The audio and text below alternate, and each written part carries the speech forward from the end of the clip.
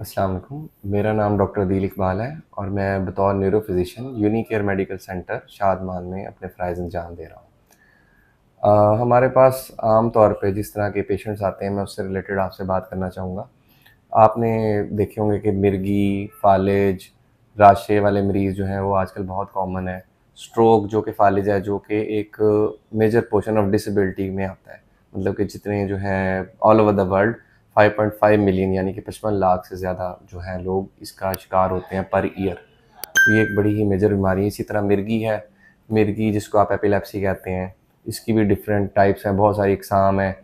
हर तरह के जो हैं पेशेंट्स होते हैं, उनका मिर्गी जो है उसका अलग-अलग ट्रीटमेंट है।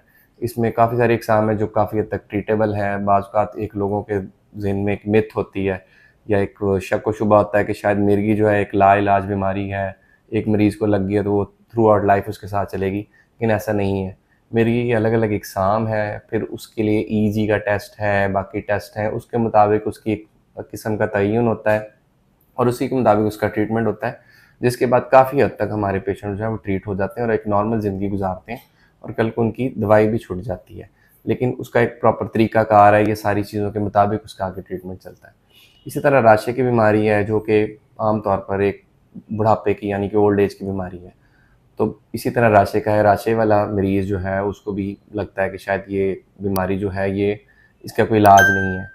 राशा एज के साथ-साथ एडवांस करता है, लेकिन कोशिश होती है कि राशे की भी किस्म का तयन किया जाए, उसके मुताबिक उसका ट्रीटमेंट चलाया जाए और मरीज़ को बेहतर से बेहतर ज़िंदगी जो है वो प्रोवाइड की जाए। इसी तरह आप हम जो इनकी तरह एक और कॉमन बीमारी है वो है हेडेक्स यानी कि सर दर्द। सर दर्द का भी इसी तरह है, सर दर्द की मुख्तलिफ़ अक़साम हैं।